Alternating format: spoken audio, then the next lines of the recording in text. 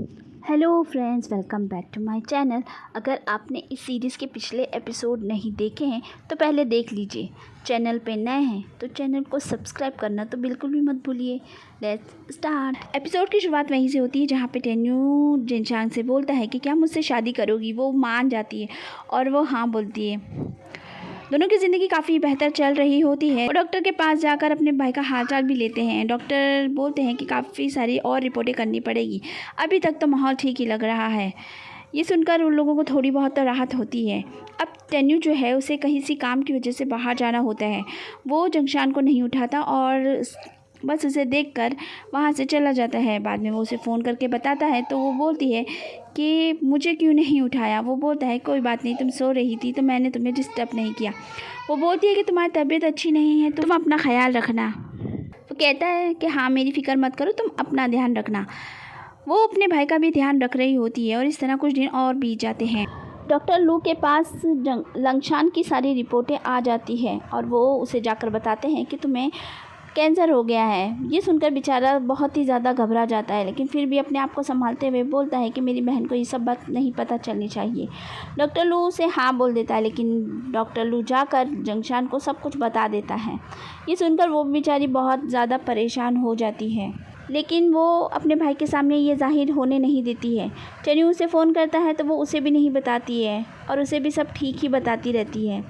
टेन्यू बोलता है कि मैं बहुत जल्दी ही वापस आ जाऊँगा, तो तुम अपना ध्यान रखना। अब आगे हमें दिखाते हैं कि डॉक्टर लू जो हैं उनके पास उनके पापा आते हैं और वो बोलते हैं कि तुम्हें ऐसा नहीं करना चाहिए लंगशान के साथ में। तो वो बोलता है कि क्यों ना करूं ऐसा, जब उसकी माँ ने मेरी माँ के साथ ऐसा किया तो मैं क्यों ना करूं, और ये उसकी सज़ा है उसको। ये सुनकर उसके पापा को गुस्सा आ जाता है और वो उस पर हाथ उठाने वाले होते हैं। वो बोलता है कि मारिए ना, मारते क्यों नहीं हैं। अब आगे हमें सीन में दिखाते हैं कि डॉक्टर लू जो है जंगशान को आकर उसके भाई की कंडीशन के बारे में और बता रहा होता है। नियान पीछे खड़ी हुई सारी बातें सुन लेती है। जंगशान को पूछती है क्या ये सही बोल रहे थे, तो वो कहती हाँ ये सही बोल रहे थे। ये सुनकर वो बेचारी भी बहुत ही ज़्यादा टूट जाती है और रोने लग जाती है। अब जंगशान घर पर होती है, टेन्यू आ जाते हैं और वो पीछे से आकर उसे सरप्राइज़ देता है, लेकिन वो रो रही होती है। ये देखकर वो बेचारा परेशान होता है और बोलता है क्या हो गया। वो बोलती है मेरे भाई की तबीयत बहुत ज़्यादा ख़राब है। वो कहता है हाँ मैं समझ रहा हूँ, लेकिन तुम्हें भी तो अपना ध्यान रखना चाहिए ना, देखो कितनी कमज़ोर लग रही हो। ये कहकर वो उसे चलने के लिए बोलता है, तभी उसे चक्कर आ जाते हैं। वो उसे हॉस्पिटल लेके जाता है। वहाँ पर इनको खुशखबरी मिलती है कि जंगशान प्रेग्नेंट है। ये सुनकर टेन्यू बहुत ज़्यादा खुश हो जाता है और जंगशान भी खुश हो जाती है। डॉक्टर बोलती है कि जंगशान बहुत कमज़ोर है तो थोड़ा ध्यान रखना। टेन्यू बोलता है फ़िक्र मत कीजिए, मैं बिल्कुल इसका बहुत अच्छे से ध्यान रखूँगा। दोनों बाहर निकलते हैं और घूमने जाते हैं तो वहाँ पर एक छोटा बच्चा मिलता है। टेन्यू उसके साथ बहुत खेलता है।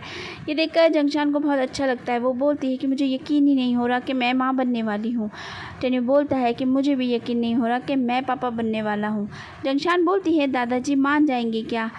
टेन्यू बोलता है क्यों नहीं मानेंगे, अब तो उन्हें उनका पड़पोता मिलने वाला है तो वो ज़रूर मान जाएंगे। ये सुनकर वो भी खुश होती है। दोनों हंसी मजाक कर रहे होते हैं और सीन यहीं पे कट हो जाता है। अगले सीन में दिखाते हैं टेरन को ये सारी बातें पता चल गई होती है तो वो शिन को बता देता है। शिन बेचारी बहुत ज़्यादा उदास हो जाती है क्योंकि उसका भी दिल टूट चुका होता है। आगे हमें दिखाते हैं कि टेन्यू और जंगशान लंगशान से मिलने के लिए हॉस्पिटल में जाते हैं। जंगशान जो है टेन्यू को बाहर भेज देती है, कहती है कि मुझे अपने भाई से कुछ अकेले में बात करनी है। वो उसे अपनी प्रेगनेंसी के बारे में बताती है, लेकिन वो सो रहा होता है। लेकिन जब वो उसके बीमारी के बारे में बात कर रही होती है तो उसकी आँख खुल जाती है। वो कहता है कि मुझे पता नहीं था कि तुम्हें सब कुछ मालूम पड़ गया है। वो उससे बोलता है कि मैं चाहता हूँ कि तुम हमेशा खुश रहो और अच्छी ज़िंदगी जियो। मेरी फ़िक्र मत करो, तुम अपनी ज़िंदगी बेहतर तरीके से जी सकती हो। वो कहती है ये क्या बोल रहे हो, मैं आपके बिना कैसे रहूँगी, मेरी तो पूरी ज़िंदगी ही आपके आगे आगे पीछे घूमती है। जंगशान कहती है कि भाई मैं आपके बिना नहीं रह पाऊँगी, आप मुझे छोड़कर मत जाइए। वो कहता है कि वक्त के साथ सब ठीक हो जाएगा और टेन्यू है तुम्हारा ध्यान रखने के लिए, मुझे अब बिल्कुल भी चिंता नहीं है तुम्हारी, तुम अपना ख्याल ज़रूर रखना। टेन्यू और जंगशान घर आते हैं तो रास्ते भर वो उदास ही रहती है। टेन्यू हमेशा उसे खुश रखने की कोशिश करता है, लेकिन वो हमेशा उदास रहती है। वो सोचती है कि मैं अपने भाई के बारे में टेन्यू को कैसे बताऊं। टेनिन जो है जंगशान के फ्लावर शॉप पर आता है और उसे बधाई देता है। वो समझ नहीं पा रही होती कि ये क्या कर रहा है। वो बधाई में भी एक ताने की तरह ही बोलता है। आगे उसकी सहेली जो होती है वो कहती है कि मैं 1 महीने के लिए अपनी मम्मी के यहाँ पे जा रही हूँ, तो तुम फ़िक्र मत करना, तुम्हें कोई भी तकलीफ़ हो तो तुम मुझे फ़ौरन बता देना और हिम्मत से काम लेना और अपना ख़्याल रखना और अपने बच्चे का भी ख़्याल रखना। यहाँ दूसरी तरफ नियान जो होती है लंगशान के पास जाती है और उसे समझाती है कि उसे अपना इलाज करवाना, हमें फ्रांस चले जाना चाहिए, वहीं पर तुम्हारा इलाज अच्छे से हो जाएगा। वो उसकी बात नहीं मानता है और मना कर देता है। इस वजह से वो बहुत ज़्यादा गुस्से में हो जाती है। वो जंगशान के पास जाती है और उसे भला बुरा कहती है मैंने तुमसे कहा था उससे दूर हो, लेकिन तुम सुन ही नहीं रही हो। और वो उस पर बहुत ज़्यादा गुस्सा करके उसकी वो तस्वीर लेके जाने लग जाती है जो लंगशान ने उसे दी थी। वो पीछे से उसे लेने के लिए आती है तो वो नियान उसे धक्का मार देती है। इसकी वजह से वो उसे टेबल पेट पे लग जाता है। हॉस्पिटल का सीन दिखाया जाता है जहाँ पर डॉक्टर बोलती है कि बहुत ज़्यादा रिस्की मामला हो गया है, तुम्हें ये फॉर्म साइन करना पड़ेगा, तुम्हें अपना ऑपरेशन करवाना होगा, नहीं तो तुम्हारी जान को खतरा हो जाएगा। ये सुनने के बाद वो टेन्यू को फ़ोन लगाती है, लेकिन टेन्यू फ़ोन नहीं उठा रहा होता है। आखिरकार उसे खुद ही ये फ़ैसला करना पड़ता है और वो उस फॉर्म पर साइन कर देती है। डॉक्टर बोलती है कि ये फॉर्म जो तुम साइन कर रही हो, इसके बाद इस बात का ज़रूर ध्यान रखना, तुम्हारा खून बहुत रेयर है और इस वजह से अगली बार तुम प्रेग्नेंट होने में बहुत ज़्यादा परेशानी हो सकती है, थोड़ा अपनी सेहत का ध्यान ज़रूर रखना। और बहुत ज़्यादा रो रही होती है। यहाँ टेन्यू जो होता है वो घर सजा रहा होता है अपने आने वाले बच्चे के लिए। वहाँ हॉस्पिटल में जंगशान जो है सिर्फ उसकी खुशियों के बारे में ही सोच रही होती है। वो लोग जब वहाँ से निकल रहे होते हैं तो नियान नीचे होती है। नियान बोलती है कि मुझे माफ़ कर दो, मुझसे ये बहुत बड़ी गलती हो गई है, और बोलती है कि इस बारे में लंगशान को मत बताना वरना वो मुझसे और दूर हो जाएगा। ये सुनने के बाद शाबू कहता है कि तुम कितनी बेशर्म औरत हो, तुम्हें ये नहीं दिखाई दे रहा कि तुमने आज क्या कर दिया है, तुमने एक बच्चे की जान ले ली है और उसके बाद भी तुम ये सब बातें बोल रही हो, तुम्हें शर्म आनी चाहिए। ये कहकर वो लोग वहाँ से निकलते हैं। आगे नियान जो होती है अपनी बहन को सारी बातें बता देती है। वहाँ पर चैनन भी होता है और ये सारी बातें वो भी सुन लेता है। सीन यहीं पे कट हो जाता है। जब जंगशान अपनी फ्लावर शॉप पर पहुंचती है तो वहाँ पर टेनन भी पहुंच जाता है और उसे बहुत सारे ताने मारता है और कहता है कि चलो बीच की कड़ी जो थी वो भी ख़त्म हो गई, अब तो मेरे भाई को जाने दो, तुम समझ क्यों नहीं रही हो, तुम दोनों कभी साथ में नहीं रह पाओगे। और वो उसे बहुत कुछ बोलता है, वो बेचारी कुछ भी नहीं कहती उसको। वहाँ दूसरी तरफ हॉस्पिटल में लंगशान को दिखाया जाता है जो कि अंकल चैंग से बोलता है कि मुझे शक है कि कुछ गड़बड़ है, आप मेरी रिपोर्ट्स वापस दिखाइए और किसी अच्छे डॉक्टर को दिखाकर सारी जानकारी लेके मुझे बताइए। वो जाके पता लगाता है तो उसे मालूम पड़ता है कि उसे कोई भी कैंसर वैंसर नहीं है। उसके सर की चोट की वजह से वो हमेशा इस तरह बेहोश रहता है और उसे नींद भी बहुत आती है। अगर वो अपने आप को अच्छे से रखेगा तो ठीक हो जाएगा। अगले सीन में दिखाते हैं कि जंगशान बहुत ही ज़्यादा रो रही होती है और वो बहुत ज़्यादा सोचती है हर चीज़ के बारे में, टेन्यू की लाइफ के बारे में, सारे लोगों के तानों के बारे में।